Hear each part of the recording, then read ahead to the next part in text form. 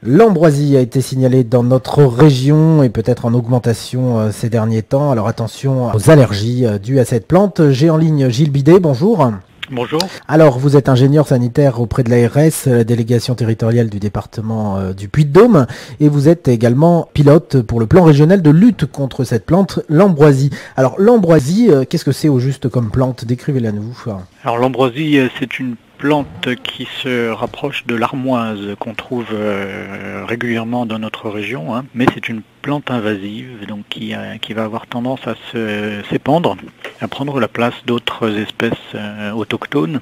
Et la problématique de l'ambroisie, c'est qu'elle est allergène, c'est-à-dire que son pollen peut provoquer des allergies, des symptômes tels que rhinite, conjonctivite, symptômes respiratoires, voire des aggravations d'asthme. Alors la population est très sensible. Quelles sont finalement les proportions d'allergies, de personnes allergiques dans la population? Eh bien, écoutez, c'est variable selon les zones et selon la présence de l'ambroisie. Plus on a d'ambroisie, plus on a de population allergique, hein. C'est le cercle infernal.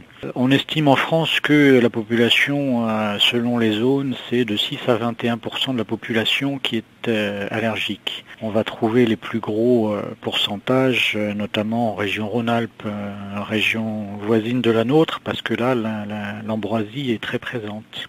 Alors vous surveillez ces populations d'ambroisie. Quelle est la situation actuelle en Auvergne? Alors en Auvergne, l'ambroisie est présente, est identifiée depuis quelques années, hein. On a lancé un plan d'action en 2012 pour déjà collecter les informations, identifier le problème et organiser la lutte contre cette plante. L'ambroisie est bien présente dans les départements de l'Allier, du Puy-de-Dôme et on en trouve de plus en plus dans le département de la Haute-Loire, moins dans le département du Cantal, mais un petit peu quand même. Alors à quel endroit on peut la retrouver, les endroits caractéristiques, disons, d'installation de la plante? Alors l'ambroisie va se développer facilement lorsque le sol est nu, lorsqu'il n'y a pas de compétition d'autres couvertures végétales. Donc on va la trouver prioritairement dans les zones de friches, sur les bords de route, sur les bords de cours d'eau aussi, et sur les zones de chantier, là où il y a des mouvements de terre ou des apports de terre qui ne sont pas recouverts par une végétation. Alors quels sont les moyens de lutter contre cette plante et surtout à quel moment faut-il s'en débarrasser?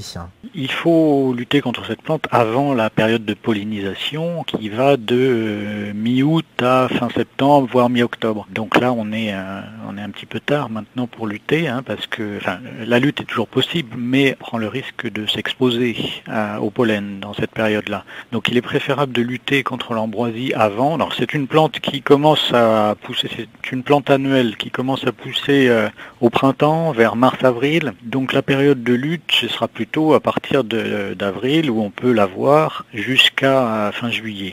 Ce que l'on recommande principalement, c'est de l'arracher, tout simplement. Après, il est possible sur des grandes surfaces d'avoir une lutte par des actions de fauche, mais il faut plusieurs fauches pour pouvoir s'en débarrasser.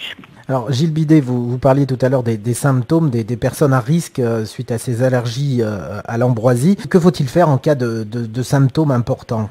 Eh bien, en cas de symptômes de difficultés sanitaires, hein, le conseil, évidemment, c'est de consulter un médecin qui prescrivra éventuellement des médicaments de type anti-allergique, antihistaminique.